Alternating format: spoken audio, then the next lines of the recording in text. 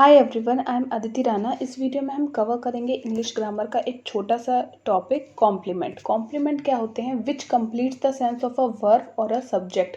कोई भी सेंटेंस है उसमें वर्ब का मीनिंग क्लियर करना यानी कि प्रॉपर सेंस देना या फिर सब्जेक्ट का प्रॉपर सेंस देने का काम कौन करता है? कॉम्प्लीमेंट करता है। ठीक है, एक सेंटेंस के डिफरेंट स्ट्रक्चर हो सकते हैं। फॉर एग्जांपल कोई ऐसा वाक्य हो सकता है जिसमें पहले सब्जेक्ट आता है, वर्ब आता है, फिर कॉम्प्लीमेंट आता है, या फिर कोई ऐसा भी सेंटेंस हो सकता है जिसमें पहले सब्जेक्ट, वर्ब और ऑब्जेक्ट आता है, फिर भी हमें ऐसा लगता है कि प्रॉपर सेंस नहीं आ रहा इस सेंटेंस का, तब हम वहाँ पे कॉम्प्लीमेंट का इस्तेमाल कर लेते हैं। ठीक है, अब बात करते हैं कितने टाइप्स के होते हैं कॉम्प्लीमेंट। 2 टाइप्स के होते हैं, सब्जेक्टिव कॉम्प्लीमेंट और ऑब्जेक्टिव कॉम्प्लीमेंट। इन्हें अब हम वन बाय वन देखते हैं। तो फर्स्टली बात करते हैं सब्जेक्टिव कॉम्प्लीमेंट की। ठीक है, सब्जेक्टिव कॉम्प्लीमेंट क्या होता है?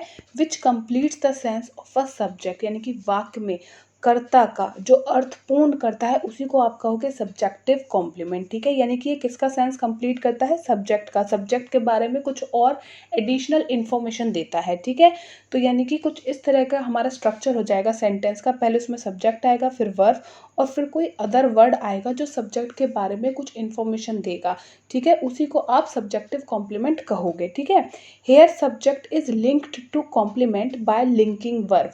तो यहाँ पे स्ट्रक्चर जो बना के पहले सब्जेक्ट था, फिर वर्ब और फिर कॉम्प्लीमेंट आया। ठीक है, तो यहाँ पे जो सब्जेक्ट है उसका रिलेशनशिप कॉम्प्लीमेंट से कैसे होता है? एक लिंक के द्वारा। ठीक है, तो यानी कि बीच में जो भी वर्ब यूज होगी उसे आप क्या कहोगे? लिंकिंग वर्ब कहोगे। ठीक है, क्योंकि ये क्या कर रही है? लिंक कर रही है। लिंक मतलब जोड़ रही है, सब्जेक्ट को कॉम्प्लीमेंट से जोड़ रही है। ठीक है, अब देख लेते हैं लिंकिंग वर्ब कौन कौन सी होती हैं।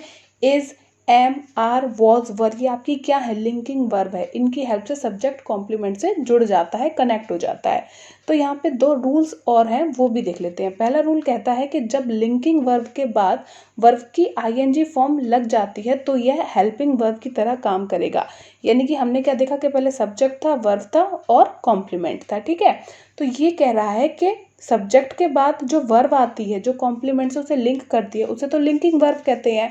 मान लो linking verb is, am, are, was, were के बाद भी अगर कोई वर्ब आती है और उसमें आईएनजी फॉर्म लगी हुई है तो वो किसकी तरह वर्क करेगी? वो हेल्पिंग वर्ब की तरह काम करेगी। ओके, नेक्स्ट बात करते हैं रूल 2 की। जब भी is, am, are, was, were के बाद कोई भी नाउन आ जाता है, ठीक है, तो वो नाउन कॉम्प्लीमेंट होगा। ओके, और जो बीच में वर्ब आ रही है सब्जेक्ट और उस नाउन के बीच में, उस वर्ब को आप लिंकिंग वर्ब कहोगे क्योंकि वो लिंकिंग वर्ब की भूमिका में होगी। ओके, तो अब देख लेते हैं कि कभी भी is, am, are, was, verb के बाद अगर नाउन आ जाता है तो वो किसकी तरह वर्क करेगा? कॉम्प्लीमेंट की तरह वर्क करेगा सेंटेंस में। ठीक है, अब इसका एक एग्जांपल भी देख लेते हैं। He is a teacher.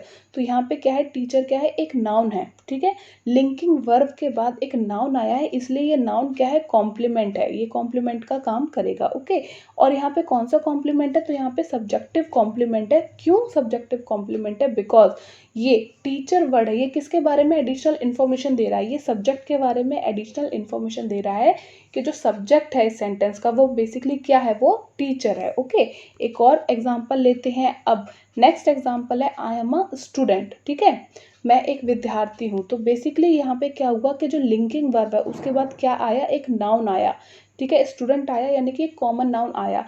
अब ये जो नाउन है ये कॉम्प्लीमेंट की तरह वर्क कर रहा है और ये एडिशनल इन्फॉर्मेशन दे रहा है। किसके बारे में दे रहा है? सब्जेक्ट के बारे में दे रहा है कि जो सब्जेक्ट है वो एक स्टूडेंट है। ठीक है, तो इसलिए यहाँ पे भी क्या है? Subject complement. ओके, अब नेक्स्ट हम बात करते हैं कि ऑब्जेक्टिव कॉम्प्लीमेंट क्या होता है, इसकी फॉर्मेशन कैसे होगी सेंटेंस स्ट्रक्चर की, वो देखते हैं पहले। ऑब्जेक्टिव कॉम्प्लीमेंट में जो आपका सेंटेंस होगा कुछ इस तरीके का होगा कि पहले उसमें सब्जेक्ट आएगा, फिर वर्ब आएगा, फिर ऑब्जेक्ट आएगा और फिर उसमें एक और कोई वर्ड लिखा होगा। ठीक है, ताकि जो वर्ब है उसका जो सेंस है वो कंप्लीट निकल के आए। ठीक है, तो कभी कभी क्या होता है कि जब सब्जेक्ट, वर्ब और ऑब्जेक्ट ये तीनों ही एलिमेंट हमारे पास होते हैं, जो कि हमें कहा जाता है कि कहीं भी सेंटेंस किसे कहोगे? जिसके पास सब्जेक्ट है, वर्ब है और ऑब्जेक्ट है। ठीक है, तो कभी कभी किसी सेंटेंस में सब्जेक्ट भी होता है, वर्ब भी होता है, ऑब्जेक्ट भी होता है, ये तीनों एलिमेंट होते हैं, उसके बाद भी कंप्लीट सेंस नहीं निकलता उस वाक्य का। ठीक है, वर्ब का जो अर्थ है वो स्पष्ट नहीं होता है और उसे बेहतर तरीके से और क्लियर करने के लिए हम किसी और वर्ड का भी इस्तेमाल करते हैं। तो वही वर्ड जो हम ऑब्जेक्ट के बाद इस्तेमाल करते हैं ताकि वो वर्ब का मीनिंग क्लियर कर सके, उसी को आप कहोगे ऑब्जेक्टिव कॉम्प्लीमेंट। ठीक है, यानी कि ऑब्जेक्टिव कॉम्प्लीमेंट वो वर्ड्स होते हैं जो कंप्लीट करते हैं सेंस ऑफ अ वर्ब। ठीक है, यानी कि वाक्य में वर्ब का सेंस क्लियर करते हैं या फिर ऑब्जेक्ट के बारे में एडिशनल इंफॉर्मेशन देते हैं, उन्हीं को हम ऑब्जेक्टिव कॉम्प्लीमेंट कहते हैं। यहाँ पे एग्जांपल भी देख लेते हैं। रीता नेम्ड हर डॉग टॉमी। अगर देखिए यहाँ तक अगर मैं सेंटेंस देखूँ डॉग तक, तो यहाँ पे रीता है, सब्जेक्ट मिल गया, हमें वर्ब भी मिल गई, हर डॉग यानी कि कुछ ऑब्जेक्ट भी है, लेकिन फिर भी कंप्लीट सेंस नहीं आ रहा। लेकिन जैसे ही मैंने वर्ड लिख दिया ना टॉमी, तो यहाँ पे पूरा सेंस हो गया, हमें पता पड़ गया कि रीता ने अपने डॉग का क्या नाम रखा है, टॉमी रखा है, एक पूरा सेंस निकल के आ गया। ठीक है, तो यहाँ पे क्या हुआ, वर्ब के बारे में या फिर ऑब्जेक्ट के बारे में एडिशनल इंफॉर्मेशन हमें मिली, इसलिए यहाँ पे ऑब्जेक्टिव कॉम्प्लीमेंट है। ठीक है, नेक्स्ट एक और एग्जांपल लेते हैं। Ram left his work incomplete. ठीक है, राम लेफ्ट हिज वर्क, यहाँ तक भी सेंटेंस है।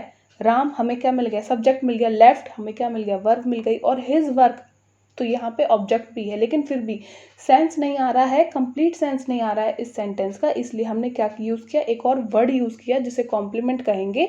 हमने यहाँ पे इनकम्प्लीट वर्ड यूज़ कर लिया। ठीक है, और अब जब पूरा सेंटेंस हम पढ़ते हैं, Ram left his work incomplete, तो जो वर्क है उसके बारे में हमें एडिशनल इन्फॉर्मेशन मिलती है कि अच्छा उसने अपना काम छोड़ दिया या उसने अपना काम पूरा किया। ठीक है, तो इसलिए यहाँ पे भी क्या है, ऑब्जेक्टिव कॉम्प्लीमेंट। ऑब्जेक्टिव कॉम्प्लीमेंट वो होता है, वो वर्ड्स होते हैं सेंटेंस के जो या तो वर्ब का या फिर किसी ऑब्जेक्ट का सेंस क्लियर करते हैं, एक कंप्लीट सेंस देते हैं। ठीक है, इस वीडियो में इतना ही, अंत तक देखने के लिए शुक्रिया।